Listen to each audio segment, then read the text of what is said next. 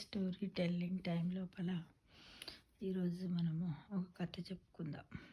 ఏంటంటే, ఒక ఊరిలో ఒక మంచి పురాతన దేవాలయం ఉంటుంది. ఆ పురాతన దేవాలయానికి ఈ మధ్యకాలం లోపనే ఏం చేశారంటే పునర్నిర్మాణాలు జరిగి ఇప్పుడు లేటెస్ట్ టెక్నాలజీ తోటి ఏంటిది అక్కడ టీవీలు ఏర్పాటు చేయడం, పూజా విధానము ఆన్లైన్లో చూపించడము, అది ప్రవచనాలు చెప్పడము, మైకులు, లైట్లు, రకరకాలైనటువంటి వాటితోటి ఆ పురాతన దేవాలయము ఎలా అంటే అందులో ఒక రాముడు ఉంటాడు, శివాలయం ఉంటుంది, వెనక వైపు ఆంజనేయ స్వామి ఉంటాడు, ఇంకా వాసవి మాత ఉంటుంది, ఇలా ఈ విధంగా ఉన్నటువంటి పక్కన ఒక పాత కోనేరు ఉంటుంది. అవన్నీ కూడా దాన్ని రిపేర్ చేసి ఒక అందమైనటువంటి ఒక దేవాలయం ఉందన్నమాట. ఊర్లే ఈ మధ్యకాలంలో జరిగింది. మామూలుగా ఆ ఊర్లో కూడా ఎంతమంది జనాభా ఉంటారంటే ఒక 3-4 వేల మంది నివసిస్తారు. మరి చిన్న పల్లెటూరు కూడా కాదు.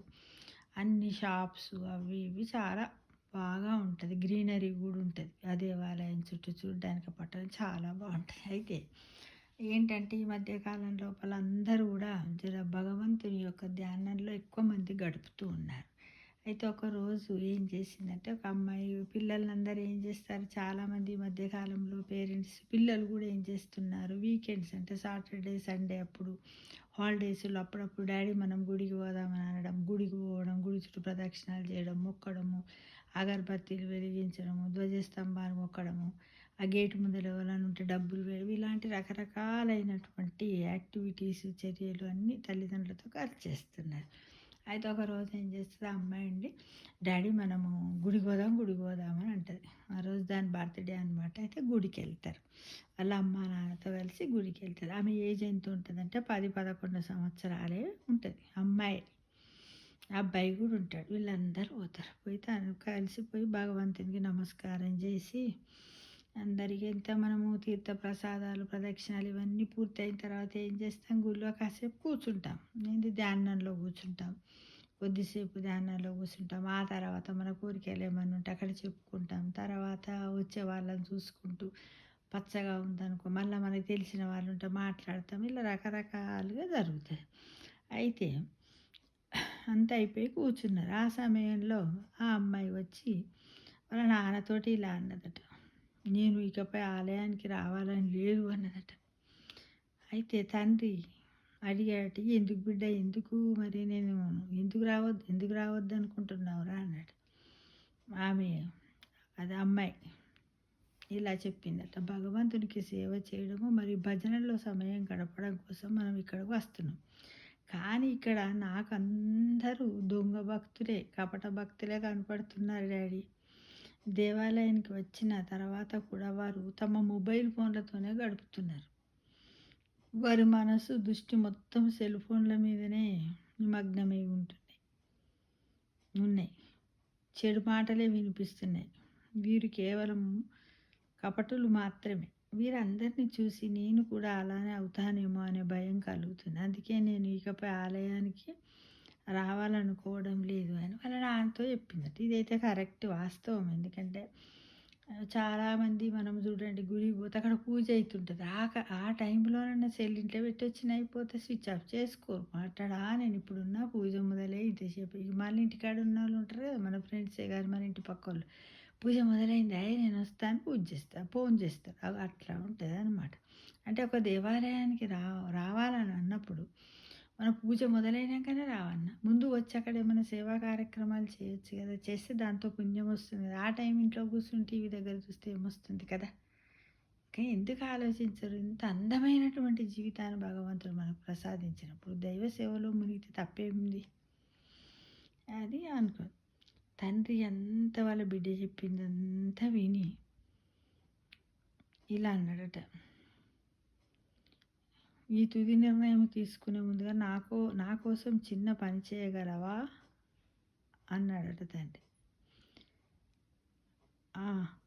ఏంటి చెప్పండి నాన్నగారు, ఏంటి డాడీ చెప్పు అన్నదట. తండ్రి ఇలా చెప్పాడట, దయచేసి ఒక గాజు గ్లాసు నిండా నీరు తీసుకొని ఆలయం చుట్టూ 2 సార్లు నడిచి రావాలి. ముఖ్యంగా వీళ్ళందరి మధ్యలో నుండి నడిచి వచ్చినా కూడా నీళ్ళు ఏమాత్రం కింద పడకుండా రావాలి. రాగలవా అని బిడ్డకొకటి పరీక్ష లాంటిది పెట్టాడనమాట. కుమార్తె చెప్పింది. "ఓ తప్పకుండా నేను చేయగలను." అయితే సరే అన్నాడు. అప్పుడు ఆమె తండ్రి చెప్పినట్టు తిరిగి వచ్చి ఇలా చెప్పిందంట. "చూసారా, ఈ గ్లాసు నిండుగా ఉంది. ఒక చుక్క నీరు కూడా కింద పడలేదు. మీరు చెప్పిన పని నేను విజయవంతంగా పూర్తి చేయగలిగాను." అప్పుడు తండ్రి అలా పాపను అభినందించి ఆమెను మళ్ళీ ఏం చేశాడు, 3 ప్రశ్నలు అడిగిండట. ఈసారి వెళ్ళినప్పుడు వారిలో ఎవరైనా ఫోన్‌తో ఉండగా నీవు చూసావా? ఎవరైనా చెడు మాటలు, ఇతర కబుర్లు చెప్పుకుంటూ కాలక్షేపం చేయడం ఈసారి నువ్వు చూసావా? ఎవరైనా యథార్థత లేకుండా కపటంగా జీవిస్తున్నారా? ఆమె ఇలా చెప్పిందట. నేను ఏమీ చూడలేదు. నేను నా దృష్టి గ్లాసు మరియు దానిలోనే నీటిపైనే నిలిపాను. నీళ్ళు ఒక్క చుక్క కూడా పోలేదు. మిగతా వారిని నేను గమనించలేదు. అయితే ఆమెతో చెప్పాడట వాళ్ళ డాడీ, నీవు దేవాలయానికి వెళ్ళినప్పుడు సరిగా చేయవలసింది ఇదే. నీవు కేవలం భగవంతునిపై దృష్టి నిలిపి ఆయన గురించి ఆలోచిస్తూ ఆయనతోనే మనం మమేకం అవ్వడానికి ప్రయత్నించాలి. కానీ నీవు చేయగలిగితే మీరెవ్వరు నీ దృష్టికి రారు. అంటే మన మనస్సును కూడా మనం ఎక్కడ పెట్టాలి? దేవుడి మీదనే పెట్టాలి. మన మనస్సు ఏంటిది? ఒక చంచలమైనది కదా, నిశ్చలంగా ఉంటుంది. అటు ఇటు ఉరుకుతూనే ఉంటుంది, కోతిలాగా అనమాట. మళ్ళీ మన మనసు కూడా మారుతూ ఉంటుంది. ఎలా? ఊసరవెల్లిలాగా రంగులు మార్చినట్టుగా. కాబట్టి నువ్వు ఎక్కడ పెట్టకమ్మా, నీ మనస్సు మొత్తం ఎక్కడ పెడతావు? అచంచలమైన భక్తి, నిరంతర ఏకాగ్రత సాధన మాత్రమే మనము అనేది భగవంతునికి జీవితంలో దగ్గర అవుతాం. కాబట్టి నువ్వు దేవాలయంలో ఉన్నంతసేపు కూడా ఏం ఆలోచన చేస్తావు చెప్పు? ఎంతసేపు దేవుడి మీదనే. నువ్వు నాకు ఇంత చక్కటి జన్మనిచ్చావు, నాకు శక్తినిచ్చావు, నాకు ఇంకా నీ సేవ చేసుకున్న భాగ్యాన్ని నాకు కలిగించు, నా వల్ల నలుగురికి ఉపయోగం కలగాలి కానీ చెడు కలగొద్దు అనే దృష్టితోటే నువ్వు భగవంతుని ధ్యానిస్తూ చింతిస్తూ భగవంతుని మీదనే నీ మనస్సును ఏకాగ్రత చేసినట్టయితే నీకు ఎవ్వరూ కనపడరు. వీళ్ళందరినీ నువ్వు చూడలేవు. వాళ్ళు ఎవరేం మాట్లాడుకుంటే నీకేంటి, వాళ్ళు ఎవరేం చేస్తే నీకేంటిది. అది అమ్మా అని వాళ్ళ నాన్న వాళ్ళ బిడ్డకి చెప్పాడు. అంటే దేవాలయంలో గడపవలసిన విధానం గురించి తన తండ్రి ఆమెకు తెలిపినందుకు ఆమె వాళ్ళ నాన్నకు కృతజ్ఞతలు తెలియజేసిందట. అంటే చూడండి ఫ్రెండ్స్, పిల్లలను దేవాలయానికి తీసుకొని పోవడం వల్ల వాళ్ళ మనస్సు లోపల ఆధ్యాత్మికతను పెంచగలం, వాళ్ళలో ఉన్నటువంటి చెడు ఆలోచనలను, సమయాన్ని మరి స్వామివారి కృప కూడా వాళ్ళను పాత్రులను చేయగలము. ఈ విధంగా ఇన్ని రకాలైనటువంటి లాభాలు ఉంటాయి. కాబట్టి కనీసం పిల్లలను మన హిందూ సాంప్రదాయం ప్రకారం సంస్కారాల ప్రకారం వారంలో ఒక్కసారి నా గుడికి తీసుకుపోయి ఆ గుళ్ళో ఉన్నంతసేపు ఆ దేవుడి విగ్రహాన్ని చూపిస్తూ, ఈ దేవుడిది, వాళ్ళ తల్లిదండ్రులు ఇవి, మీకు తెలిసిన 4 ముచ్చటి చెప్పండి, దేవుణ్ణి ఒలిస్తే ఎంత మంచి జరుగుతుంది ఏంది. ఒకవేళ ఆ దేవాలయానికి మంచి కట్టడాలు అవి ఇవి శిల్పులు ఉంటే చూడురా, ఒక్కొక్క శిల్పాన్ని ఎలా చెక్కారు, ఆ శిల్పుని యొక్క నైపుణ్యం చూడు నాన్న, స్కిల్ ఎలా ఉంది కదా. మనం అంటే మనుషులం అనుకుంటే సాధించలేనిది ఏమీ లేదురా అని ఈ విధంగా కూడా చెప్పడం వల్ల పిల్లల్లో ఉన్నటువంటి అంతర్గత శక్తులన్నీ కూడా బయటకు వచ్చి వాళ్ళు చాలా మోటివేట్ అవ్వడము, గుడికి వచ్చి ప్రదక్షిణాలు చేయడం వల్ల కలిగే ఉపయోగాలు. గుళ్ళో ఉంది విగ్రహ ప్రతిష్ఠ చేసినప్పుడు ఒక యంత్రాన్ని పెడతారు. ఆ యంత్రము నుండి వచ్చేటువంటి ఏంటిది తరంగాలు, వైబ్స్ అన్నీ కూడా మన శరీరంలో చేరుతాయని పిల్లలకు చెప్పడము, ధ్వజస్తంభాన్ని ఎందుకు పెడతారు, ఇవన్నీ విశిష్టతల గురించి మనకు పిల్లలకు చెప్పడానికి వీలవుతుంది ఫ్రెండ్స్. కాబట్టి ప్రతి ఒక్కరు కూడా మీ ఇంట్లో మీ అత్తమ్మ మామయ్యలు మీకు తీరకుండా మీరు జాబుల్లో ఉన్న కనీసం ఏ అదర్ కంట్రీలలో ఉన్నా సరే గుడికి పోవడానికి ప్రయత్నం చేయాలని మీ అందరూ ఆశిస్తున్నాను ఫ్రెండ్స్. తప్పకుండా వెళ్ళండి. చూడండి, ఇది ఎంత సూపర్ స్టోరీ కదా కదా, మంచి కథ. దీనికి ఏం పేరు పెట్టుకుందాం మీరే చెప్పండి, ఆలోచించి దాంట్లో పెట్టండి. ఏమని పెడతాం చెప్పండి దీనికి స్టోరీ? ఏమని పెడతాం? ఏమీ లేదా పెట్టడానికి? ఏమీ లేదా? ఉంటుంది, ఎందుకు ఉండదు? బాగా ఆలోచించండి. ఆలోచించి మీరు ఏదైనా ఒక పేరు పెట్టండి. కామెంట్ బాక్స్‌లో పెట్టండి కదా! హ్మ్. ఆలయం కదా!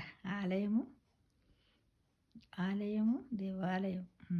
ఆలయాన వెలసిన ఆ దేవుని రీతి, ఇల్లాలే ఈ జగతికి దీవెన జ్యోతి అన్నట్టు, ఇల్లాలు ఏ విధంగా అయితే ఇంటికి దీవెన జ్యోతి అవుతుందో, ఆలయాన వెలసిన ఆ దేవుని రీతి, ఈ జీవితానికి ఇదే వెలుగు అనుకుంటూ కూడా దీనికి మనము ఆలయము లేదా దేవాలయము అనే పేరు పెట్టొచ్చుగా. ఓకేనా ఫ్రెండ్స్? ఇలాంటి కథలన్నీ సృష్టించండి, మాట్లాడండి, పెట్టండి, నలుగురిని కవ్వింపజేయండి, నలుగురు నవ్వించండి, మీరు నవ్వండి. నవ్వితే భోగం, నవ్వకపోతే రోగం అనే విషయాన్ని అందరు గమనించండి ఫ్రెండ్స్. ఓకేనా?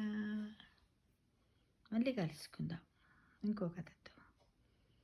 Thank you for watching.